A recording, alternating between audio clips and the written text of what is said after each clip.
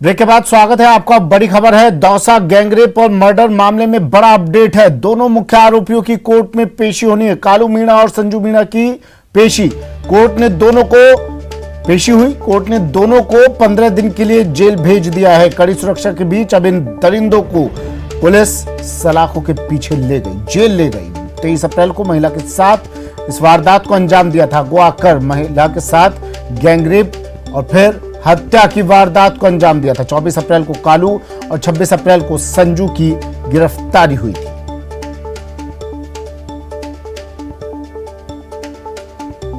बड़ी खबर है दौसा से। दौसा गैंगरेप और मर्डर मामले में अपडेट। दोनों मुख्य आरोपियों की कोर्ट में पेशी हुई। कालू मीणा और संजू मीणा, इन दोनों को कोर्ट में पेश किया गया और कोर्ट ने दोनों को 15 दिन के लिए जेल भेज दिया। कड़ी सुरक्षा के बीच इन दरिंदों को पुलिस जेल ले गई। ये तस्वीरें देखिए, 23 अप्रैल को इन्होंने महिला, ये तस्वीरें उस वक्त की जो सीसीटीवी में कैद हुई थी। इसी गाड़ी में ये दोनों दरिंदे इस महिला को अगवा किया और फिर गैंगरेप कर मर्डर किया गया। आशीष मेरे सहयोगी हमारे साथ फोन लाइन पर जुड़ गए दौसा से। 15 दिन के लिए जेल। आशीष, अपडेट क्या? बिल्कुल, दौसा के दोनों दरिंदे हैं, इनको न्यायालय में पेश किया गया है। एसीजेएम कोर्ट द्वितीय में पेश किया गया है, जहां से न्यायाधीश ने दोनों जो दरिंदे हैं इनको जेल भेजने के निर्देश दिए हैं। ऐसे में 15 दिन के लिए इनको जेल भेजा गया है। 23 अप्रैल को यह घटनाक्रम हुआ था, जब जयपुर के जगतपुरा की रहने वाली एक महिला दौसा अपने पीहर आ रही थी, तो बीच रास्ते में ही लिफ्ट देने के बहाने उसका किडनैप किया गया और उसके बाद गाड़ी उसके साथ कार में ही बलात्कार किया गया और उसका हत्या करके शव को कुएं में फेंक दिया गया था। इस घटनाक्रम के बाद 24 अप्रैल को जो मुख्य आरोपी है कालू मीणा, उसको गिरफ्तार कर लिया था। वहीं 26 अप्रैल को संजू मीणा नाम का आरोपी गिरफ्तार हुआ था। तभी से दोनों आरोपी पुलिस रिमांड पर चल रहे थे। आज दोनों आरोपियों को न्यायालय में पेश किया गया है, जहां से दोनों आरोपियों को जेल भेज दिया गया है। जी चलिए, शुक्रिया आशीष तमाम जानकारी के लिए। आशीष शर्मा मेरे सहयोगी हमारे साथ फोन लाइन पर जुड़े, बता रहे थे दोनों आरोपियों को 15 दिन के लिए जेल भेज दिया है। बड़ी खबर। प्रशासन शहरों के संग अभियान 2.0 अभियान के दूसरे चरण का आगाज 9 मई से होगा। जेडीए इस शिविर में ये शिविर लगाएगा जेडीए और 10 लाख पट्टे जारी करने का लक्ष्य शिविर के जरिए जेडीए का है।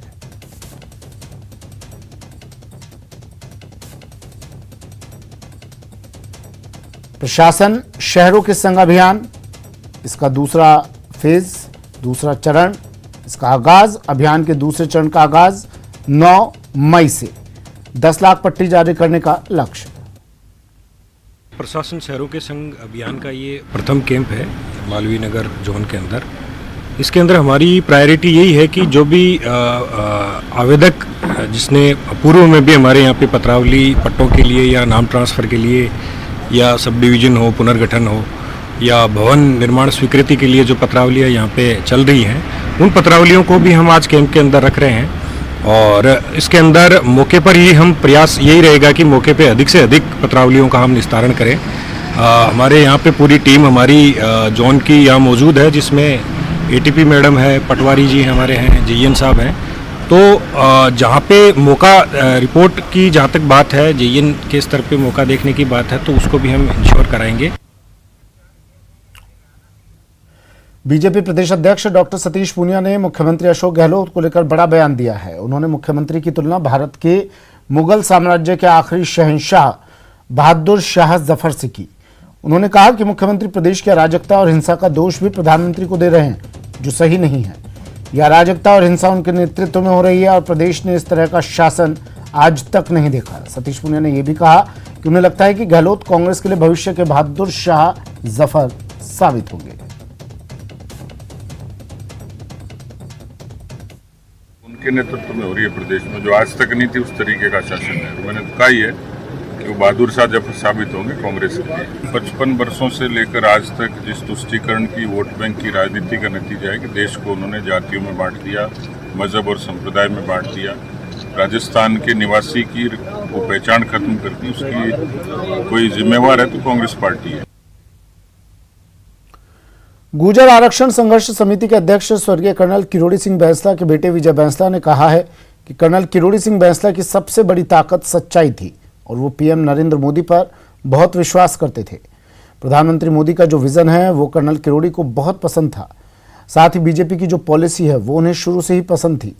2013 में बीजेपी से मन उचटने के सवाल पर उन्होंने कहा कि कर्नल बैंसला के लिए समाज सर्वोपरि था। उन्होंने इस बात पर खुशी जाहिर की कि लंबे आंदोलन के बाद उनके समाज को आरक्षण का लाभ मिला। कर्नल साहब का मन इस बात पे लगा क्योंकि कर्नल साहब एक तो नरेंद्र मोदी जी को बहुत विश्वास करते थे और उनको मोदी जी का, प्रधानमंत्री मोदी जी का विजन बहुत पसंद आता था और वो हरदम कहते थे कि we have to build the nation. उस वक्त तो प्रधानमंत्री नहीं थे जब वो बीजेपी में आए था। नहीं, मैं अभी की बात कर रहा हूँ ना जी। अभी अब कर्नल साहब ने तब की बात कर रहा हूँ जब आए तब उनका मन लगा। प्रधानमंत्री अभी बने हैं लेकिन जो पॉलिसीज हैं पार्टी की वो तो पहले भी वही थी ना। तो nation building is not an individual, nation building is a collective responsibility of the political. 2000 Marudhara में बिजली का संकट लगातार जारी है। मंगलवार को बिजली विभाग को बिजली की डिमांड मिल रही है। अक्षय तृतीया और ईद के मौके पर अब बिजली की डिमांड बढ़ गई है। बिजली व्यवस्था सुचारू बनाना बड़ी चुनौती होगा। अब विभाग के सामने उद्योगों में कल बिजली की विशेष कटौती होगी। कल उद्योगों में सुबह 10 बजे से शाम 6 बजे तक ही बिजली की सप्लाई होगी। कृषि कार्य के लिए 3 रोस्टर में बिजली दी जा रही है। लोड मेंटेन करने के लिए ऊर्जा विभाग ने यह फैसला अब लिया है। बिजली कटौती, मरुधरा में बिजली का संकट, पानी का संकट भी, बिजली का संकट भी। मरुधरा में पानी के बाद भी जो मतलब आधारभूत जो जरूरत की चीजें होती हैं वो दोनों ही चीजें नहीं है मरुधरा में। न पानी है न बिजली है और बिजली व्यवस्था सुचारू करना अब बड़ी चुनौती है। हालांकि मुख्यमंत्री संवेदनशील हैं, बात कर रहे हैं कि जल्द से जल्द कोयले की आपूर्ति हो जाए और ये बिजली संकट दूर हो जाए, लेकिन थोड़ा वक्त लग गया, थोड़ी देर हो गई और अब लोग परेशान हैं पानी के साथ साथ बिजली के ना आने से भी, बिजली कटौती से। ऐसा भी पहली बार हुआ है कि जयपुर शहर में, राजधानी में इतने वक्त अब बिजली नहीं आएगी, बिजली कटौती की जाएगी। बिजली विभाग को अब बिजली की डिमांड भी मिल रही है क्योंकि त्यौहार नज़दीक है। अक्षय तृतीया और ईद पर बिजली की डिमांड अब बढ़ गई है। ये बड़ी चुनौती होगी किस तरह से इस डिमांड को पूरा किया जाएगा।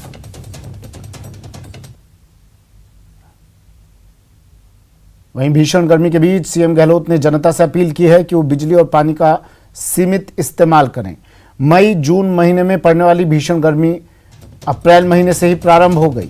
वर्तमान में पूरा देश बिजली संकट से जूझ रहा है। राजस्थान भी इससे छूता नहीं है। मांग और आपूर्ति में अंतर बढ़ा है।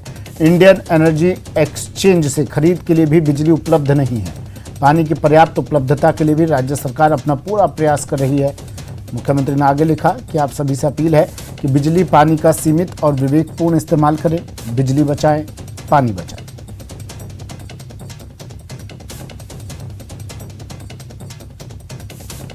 ट्वीट कर अपील मुख्यमंत्री की लोगों से बिजली बचाने और पानी बचाने की अपील। कहा कि जो गर्मी मई जून में पड़ती है वो मार्च अप्रैल में ही पड़ने लगी। पूरा देश बिजली संकट से जूझ रहा है। गर्मी में जो चीज़ें ज़रूरत की होती है, पानी और बिजली, वही प्रदेश से गायब है, मरुधरा से गायब है। तो अब मुख्यमंत्री भी उनकी परेशानी पर चिंता की लकीरें दिखाई दे रही हैं। ट्वीट कर उन्होंने सहयोग की अपील लोगों से की है। टोंक जिले में अघोषित बिजली कटौती से लोग परेशान हैं। अघोषित बिजली कटौती की वजह से स्टूडेंट्स पढ़ाई नहीं कर पा रहे हैं। बिजली कटौती होने की वजह से मोबाइल और कंप्यूटर पर ऑनलाइन क्लासेस भी नहीं हो पा रही है। टोंक जिले में बिजली की अघोषित कटौती से छात्र कितने परेशान हैं, जायजा लिया संवाददाता दौलत पारिक ने। जिले के जिला मुख्यालय पर गुर्जर छात्रावास है, यहाँ हम खड़े हैं और पूरे जिले की तस्वीर बताने की कोशिश करेंगे क्योंकि जिले भर की जो 4 विधानसभा है, चारों विधानसभा से यहाँ स्टूडेंट पढ़ने आते हैं और कोशिश करते हैं जानने की कि उनके गांव में किस तरह की बिजली की समस्या है और यहाँ पढ़ने के दौरान किस तरह की समस्या है। सबसे पहले जानना चाहूंगा आपका नाम बताइए और बिजली को लेकर किस तरह की समस्याएं हैं। जी, मेरा नाम कुशराम भाटी है और मैं टोडा रायसिंह ब्लॉक से हूँ। तो हमारे गांव में भी बिजली की बहुत ही भयंकर समस्या रखी है सर। और बिल्कुल, बिजली की टोडा रायसिंह में बहुत बड़ी समस्या है। आपका नाम बताइए और पढ़ने वाले स्टूडेंट हैं, किस तरह की समस्याएं पढ़ने के दौरान बिजली कटौती की वजह से हो रही है। मेरा नाम भागचंद गुजर है, देवली विधानसभा क्षेत्र से हूँ और यहाँ पर लाइट तो बहुत कम आ रही है। देवली में एग्जाम का टाइम चल रहा है तो एग्जाम बच्चे पढ़ भी नहीं पा रहे हैं। एग्जाम का टाइम है, बच्चों को बहुत ज्यादा परेशानी होती है, ऑनलाइन क्लासें लेने में दिक्कत होती है। कुछ और छात्र हमारे साथ है, उनसे बात करने की कोशिश करते हैं। बिजली कटौती की वजह से जो समस्या है वो स्टूडेंट के लिए अलग तरह की है। अपना नाम बताइए, बिजली कटौती की वजह से किस तरह की समस्या हो रही है? जी, मेरा नाम गजब सिंह है। बिजली कटौती का इस समय पूरे प्रदेश भर में संकट चल रहा है। इससे खासकर स्टूडेंट को बहुत ही समस्या का सामना करना पड़ रहा है, क्योंकि ये साल प्रतियोगिता परीक्षाओं का साल है। सारे बच्चे अभी तैयारियों में जुटे हुए हैं और बिजली की आपूर्ति नहीं होने की वजह से मोबाइल और कंप्यूटर में जो ऑनलाइन क्लास का आजकल ज़माना है उसमें मोबाइल के चार्जर नहीं हो पाते, इसलिए ऑनलाइन क्लास नहीं ले पाते। इससे और सुबह के टाइम में जो बिजली की कटौती की समस्या है वही टाइम पढ़ने का होता है और उसी टाइम बिजली काटी जाती है। मोबाइल से पढ़ाई नहीं कर पाते हैं, कंप्यूटर से पढ़ाई नहीं कर पाते हैं और शाम सुबह जब पढ़ने का समय होता है, रूम में पढ़ाई करते हैं, उस समय बिजली कटौती होने की वजह से, गर्मी की वजह से स्टूडेंट पढ़ाई नहीं कर पाते हैं। न्यूज़ 18 राजस्थान, दौलत पारिक, टोंक। एक तरफ प्रदेश के लोग बिजली कटौती से परेशान हैं तो उधर जोधपुर के सांगरिया क्षेत्र में गैर जिम्मेदार अधिकारियों की वजह से रोड पर हाई मास्क लाइट दिन में भी जलती नजर आ रही है। बिजली संकट के बीच इस लापरवाही को देखकर यहां के लोग गुस्से में हैं। खास बात यह है कि इसी तरह जोधपुर के अंबेडकर कॉलोनी में राजा मोटर्स के पीछे वार्ड नंबर 19 के प्रतापनगर पार्क में भी लाइटें जल रही हैं, जिसे बुझाने की जिम्मेदारी कोई नहीं उठा रहा।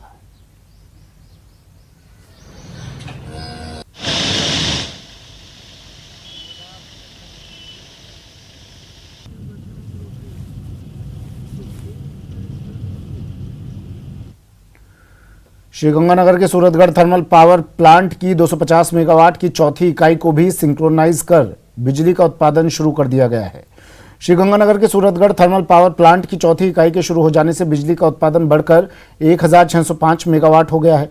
उम्मीद जताई जा रही है कि चौथी इकाई के शुरू होने से बिजली के उत्पादन में भी जल्द ही बढ़ोतरी होगी। उधर सूरतगढ़ थर्मल प्लांट में कोयले के 8 से 9 रैक प्रतिदिन आने से कोयला स्टॉक में भी मामूली सुधार देखा जा रहा है, लेकिन इसके बावजूद कोयले की संभावित कमी के चलते थर्मल पावर प्लांट की सभी इकाइयों को कम लोड पर ही चलाया जा रहा है और यही वजह है कि पूरी क्षमता से बिजली का उत्पादन नहीं हो पा रहा। Sriganganagar Suratgarh thermal power plant की 2880 मेगावाट क्षमता वाले थर्मल से फिलहाल 1605 मेगावाट ही बिजली का उत्पादन हो रहा है।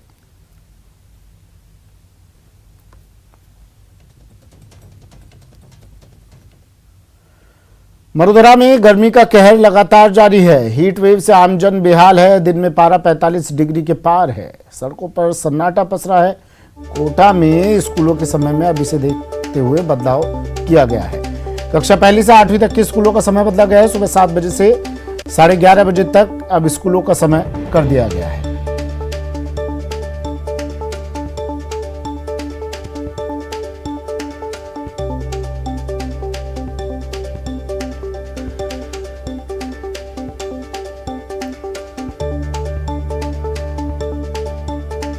चलिए, मेरे सहयोगी हमारे साथ जुड़ गए हैं। अब बच्चों के स्कूलों का समय तो बदल दिया गया है, लेकिन फिर भी इस गर्मी से राहत मिलती नजर नहीं आ रही है। श्याम विष्णु जालौर से हमारे साथ जुड़ गए हैं और श्रीगंगानगर से अशोक शर्मा हमारे साथ जुड़ गए हैं। सबसे पहले श्याम, आपके पास मैं आ रहा हूँ। आपके पीछे काफ़ी लोग दिखाई दे रहे हैं, नजर आ रहे हैं। क्या कह रहे हैं ये लोग? स्कूलों का समय बदला है लेकिन गर्मी से राहत नहीं मिली है इन्हें। बिजली पानी का संकट वो अलग।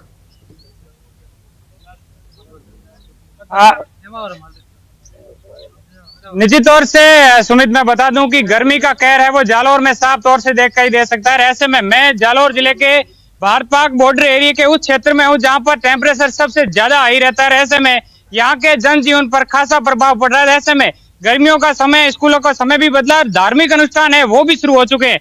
ऐसे में विशेष रूप से जो है भीड़ है वो कार्यक्रमों में आ रही है। ऐसे में किस तरीके की समस्याओं का सामना करना पड़ रहा है? सर, गर्मी है और ऐसे में धार्मिक अनुष्ठान भी शुरू हो चुके हैं और बच्चों के स्कूल में भी वो भी टाइम में बदलाव किया गया। आज हम लोग राजस्थान के, पश्चिमी राजस्थान के बॉर्डर पे खासरवी गांव में खड़े हैं और खासरवी गांव के अंदर तापमान कम से कम 55 और 50 रहता है। और इस समय खासरवी गांव में माता जी, जो डब्बावाड़ी माता है, उसकी आज प्राण प्रतिष्ठा की शुरुआत है। कम से कम आज 10,000 लोगों की भीड़ है और इस गर्मी के अंदर कितना तकलीफ हो रहा है वो आम पब्लिक को मालूम है, लेकिन जो माता जी का आशीर्वाद है और माता जी के प्रताप से ही इतने लोग यहाँ इस गर्मी में माता जी का दर्शन लेके आनंद ले रहे हैं। मैं राजस्थान सरकार से निवेदन करता हूं कि इस गर्मी में लाइट न काटी जाए। पब्लिक को 10 मिनट लाइट आती है, 2 घंटा लाइट नहीं आती है। मैं निवेदन करता हूं राज्य सरकार के मुख्यमंत्री अशोक गहलोत जी से, बहुत ही गांधीवादी है और अपने राज्य का काम अच्छी तरह से संभाल रहे हैं, लेकिन जो पब्लिक की तकलीफ है वो मैं आपके रूबरू होकर के मैं निवेदन कर रहा हूं। अभी पानी की जो व्यवस्था है, जो हमारा बहुत एरिया डेजर्ट एरिया है, यहाँ एकदम खारा पानी है, लेकिन नर्मदा नदी के अंदर पीने का पानी भी नहीं आ रहा है। हमारे को आज 15-20 दिन से पानी नहीं आया है। इतनी बड़ी प्रतिष्ठा लाखों की तादाद में यहाँ लोग आएंगे, लेकिन पानी की व्यवस्था नहीं है। हमारे मंत्री जी सुखराम जी आज बता रहे थे, जो आज हमारी जो यात्रा थी, जो प्रथम दिन था जल यात्रा, उसके अंदर मैंने निवेदन भी आया, मंत्री जी से निवेदन किया है।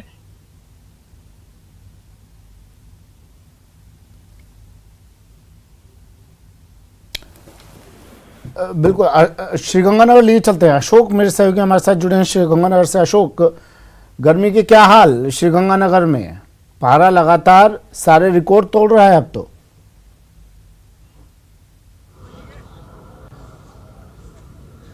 बिल्कुल सुमित जी, देखिए मरुधरा का सरहदी जिला श्री गंगानगर है, जहां पिछले काफी समय से श्री गंगानगर जिले में सूर्यदेव रिकॉर्ड तोड़ गर्मी पड़ रही है। और तापमान की बात करें तो देखिए तापमान हमेशा 45 डिग्री के पार बना हुआ है। इवन यदि पिछले कुछ दिनों की बात करें तो मरुधरा में सरहदी जिला श्री गंगानगर तापमान के मामले में प्रदेश के पहले या दूसरे पायदान पे बना हुआ है। कल का तापमान भी 46.9 डिग्री सेल्सियस दर्ज किया गया, जो कि बीकानेर के बाद रहा। यदि हम आपको इस समय की पिक्चर्स दिखाएं तो देखिए दोपहर का वक्त है, और दोपहर के वक्त श्री गंगानगर जिला मुख्यालय की नई धान मंडी का नजारा मैं आपको दिखा रहा हूं। देखिए लगभग सुनसान पड़ी है, क्योंकि बड़ी तेज धूप है। तेज धूप होने के कारण ये ज्यादातर मजदूर या तो शेड के नीचे है, छाया के नीचे ही अपना काम कर पा रहे हैं, या फिर ज्यादातर मजदूर सुबह और शाम के वक्त ही काम करते हैं, और लगभग दोपहर के समय कम से कम 2 से 3 घंटे का रेस्ट करते हैं, ताकि इस तेज भीषण गर्मी में उन्हें किसी तरह का हीट स्ट्रोक का सामना नहीं करना पड़े। श्री गंगानगर जिले के लिए जिला प्रशासन ने भी अपील की है श्री गंगानगर वासियों से कि वो अनावश्यक तेज धूप में घर से बाहर ना निकलें, और यदि घर से बाहर निकलना बहुत ज्यादा जरूरी हो तो पुख्ता इंतजाम करके निकलें, ताकि हीट स्ट्रोक से बचा जा सके। हमारे साथ यहाँ श्री गंगानगर के एक व्यापारी मुनि से बात करते हैं। इस समय तेज बड़ी गर्मी पड़ रही है, तो कैसा माहौल है इस समय मंडी में? इस समय सर बहुत तेज गर्मी है, दोपहर में कोई काम करके राजी नहीं है। ऊपर से लाइट कटौती कोर्ट में खास का काम करती है। कोई 2 घंटे रेस्ट करना चाहे तो लाइट नहीं है।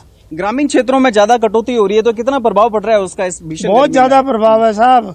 कोई बिजाई के लिए ट्यूबवेल नहीं चलता, कोई 2 घंटे रेस्ट करे तो पंखा नहीं चलता।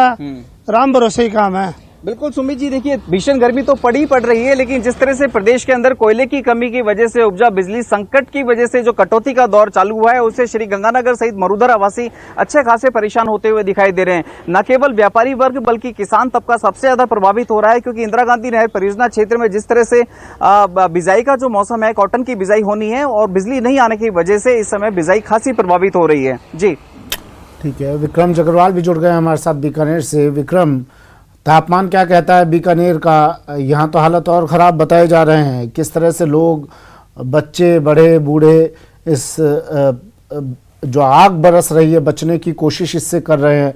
चिकित्सा विभाग की तरफ से क्या अलर्ट घोषित किया गया? चिकित्सा विभाग किस तरह से मुस्तैद है? मौसम विभाग क्या कह रहा है? जी बिल्कुल, बीकानेर की अगर बात करें तो बीकानेर में भी जो है वो पारा जो है काफ़ी बढ़ चुका है, और ऐसे में जो है पूरी तरह से जो है आम जनजीवन अस्त व्यस्त नजर आ रहा है। एक तो जो नहरबंदी के चलते यहाँ पानी की कटौती है, ऊपर से बिजली की कटौती भी है, और तापमान जिस तरीके से लगातार बढ़ता जा रहा है, 45 और 46 डिग्री के आसपास तापमान पहुँच जाने से दिन भर जो है सड़कें सूनी नजर आती है। मैं दिखाना चाहूँगा आपको कि देखिए अभी भी जो हम जिस जगह पे खड़े हैं वो पूरी तरह से सुनसान है। हालांकि आज बीकानेर शहर का स्थापना दिवस है और आज पतंगबाजी भी होती है, लेकिन गर्मी ज़्यादा होने की वजह से पूरी तरीके से जो लोग हैं वो घरों में ही दुबके हुए हैं, और आसमान भी पूरी तरह से खाली पड़ा है। कुछ लोग जो घर से बाहर निकल रहे हैं वो भी गर्मी का बचाव करने के लिए मुंह ढककर निकल रहे हैं। हालांकि मौसम विभाग की तरफ से ये अभी कहा गया है कि आने वाले 2-3 दिन तक भी बीकानेर में इसी तरह की गर्मी पड़ेगी, और आम लोग जो अपने घर से बाहर आवश्यक काम के लिए निकल रहे हैं वो धूप से बचाव करने के लिए कपड़े का और जो छाते का प्रयोग भी कर रहे हैं ताकि वो गर्मी से बच सके। लेकिन ज़्यादातर लोग जो हैं वो घरों में ही दुबके हुए हैं क्योंकि गर्मी इतनी तेज़ है कि अगर आप सड़क पर आप निकल जाते हैं तो चेहरा पूरी तरीके से आपका झुलस जाता है। तो कहीं ना कहीं जिस तरह की गर्मी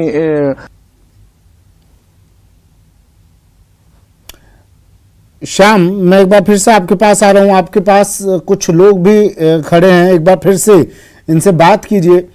किस तरह से लोग गर्मी से बचने के जतन कर रहे हैं और यहाँ का एक बार टेम्परेचर भी बताइएगा श्याम। क्या यहाँ का तापमान कहता है, लोग किस तरह से बच रहे हैं इस भीषण गर्मी से?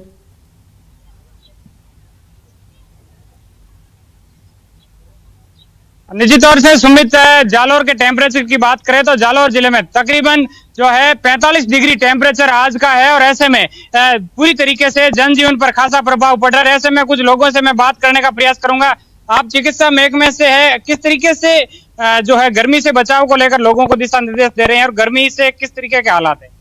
गर्मी बहुत ज्यादा है, इसलिए ठंडा पानी पीने में बहुत ध्यान रखना पड़ेगा क्योंकि ठंडा पी लिया तो शरीर में बीमारी हो जाएगी और बुखार आ जाएगा। इसलिए शरीर का ध्यान रखते हुए, गर्मी बहुत ज्यादा है और ख्याल रखे शरीर का, इसलिए दवाइयाँ भी लाए हैं, व्यवस्था की गई है और इसलिए बहुत ठीक अच्छी बात है। नेड़ क्षेत्र है तो यहाँ पर विशेष रूप से चिकित्सा महकमे की ओर से लू के बचाव को संबंधित या किस तरीके की दवाइयाँ वितरण की जा रही है? उसमें ORS दे रहे हैं और दर्द की पीने की दवाइयाँ भी हैं और इसलिए अच्छी व्यवस्था की गई है।